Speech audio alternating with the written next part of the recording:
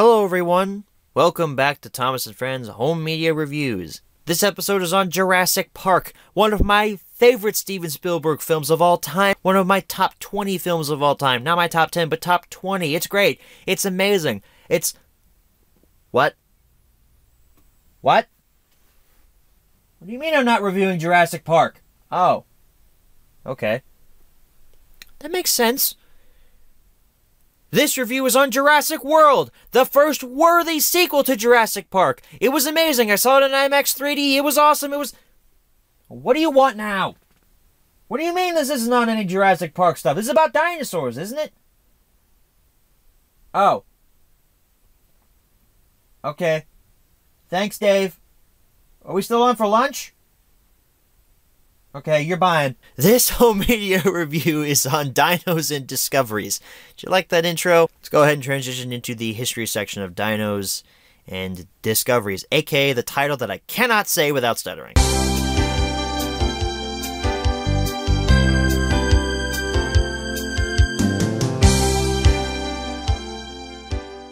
So I was actually wrong last week when I talked about Signals Crossed. Dinos and Discoveries was actually the first release for Thomas and Friends for 2015, as this came out on March 3rd of 2015 here in the US.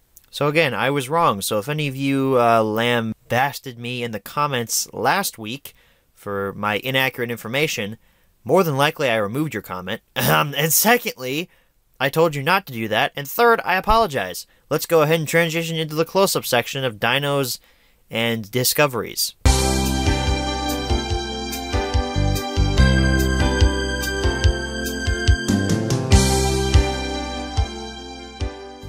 Alrighty everyone, here's your close-up look at Dinos and Discoveries. This title is impossible for me to say without stuttering, so I'm going to try to say it as less as I need to. That didn't make any sense. Thomas Friends logo, Dinos and Discoveries down below it. Thomas and Samson down there on the front with the Earl's Dino Park in the background. Timothy pulling the rainbow trucks, along with Emily saving the world. A world of wonder to explore down there at the bottom. Hit logo on the side, Thomas Friends logo, Dinos and Discoveries down there on the side. It's blue, interestingly. I kind of like that. Thomas portrait, DVD logo, Universal logo at the bottom.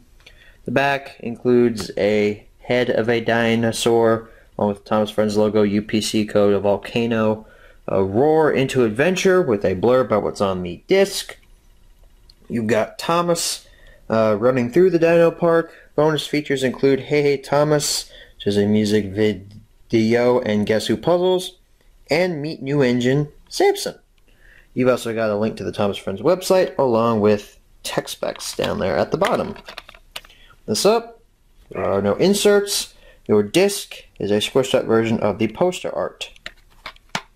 I also would like to mention I bought this second hand, but if you bought this new, you could have gotten it with a slipcover. So that's the close-up. Let's go ahead and transition into the menu tour of Dinos and Discoveries.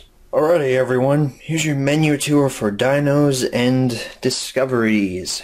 Go ahead and get this over with before the sun goes down and I lose all my natural light. Play, episode selection, language selection, bonus features, episode selection. What episodes do we have? Marion and the Dinosaurs, Millie and the Volcano, Timothy and the Rainbow Car, Samson at your service, Emily saves the world, and Samson sent for scrap. Hey, we're back to 6 this time. I guess it alternates between 5 and 6 episodes per release. So, language selection, English, Spanish, and French as per usual. Ooh, you even get the option to play it in this menu if you want to change the language selections. Bonus features include a music video and Guess Who puzzles. Once again, there is no game. This menu tour was kind of fast because I've been filming these all day and I kind of get burned out by the time I get to my final few, which Dinos and Discoveries is part of that final few. So that's your menu tour. Let's go ahead and head on back and answer the 5 main questions as always. Alright, so we're back from the close-up and now it's time to answer the 5 main questions as always. Number 1, where can you pick this product up? I mentioned last week in Signals Crossed that I found a copy of this in a Toys R Us. I actually found several copies of this in a Toys R Us, but as we all know, Toys R Us is dead and buried now. If you still have one open in your area, I'd go pretty soon, because it's probably going to be 6 feet under here pretty soon, just like mine. So I would say online retailers is your best bet. However, if you still do have a Toys R Us open, which is very rare, especially now, since, we're in June, they announced their bankruptcy a while back, and a lot of their liquidation sales have ended, and a lot of stores have closed in the past couple months, I would go pretty soon to look. Number 2, is this product still being printed nowadays? I'm going to say those copies I found at Toys R Us were overstock, and say no, this is not still being printed. Number 3, should you pick this product up?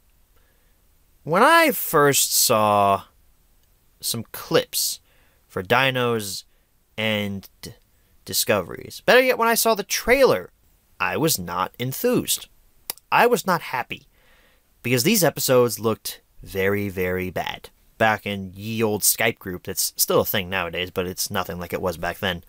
Everyone in the group was very, very, not pissed, not like Journey Beyond Sodor pissed, but very confused and kind of angry, because it looked like we were taking a step back. It looked like we were going back to stupid Nitrogen-era Sharon Miller storytelling techniques. And it looked like Samson was just going to be a terrible, terrible character. And I remember in a video where I was talking about Samson, it was actually one of my train convention item showcase videos, I said that I did not like Samson's character.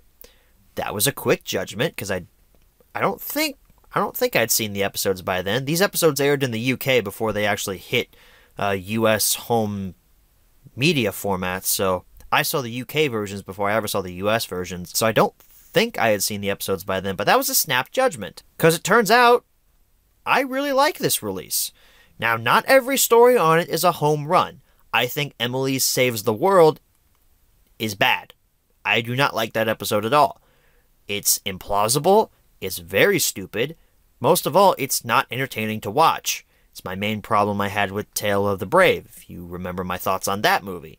It's just I have so many logical questions about Emily Saves the World that I don't have fun watching it, therefore it is not entertaining to watch. The other episodes, however, I really like.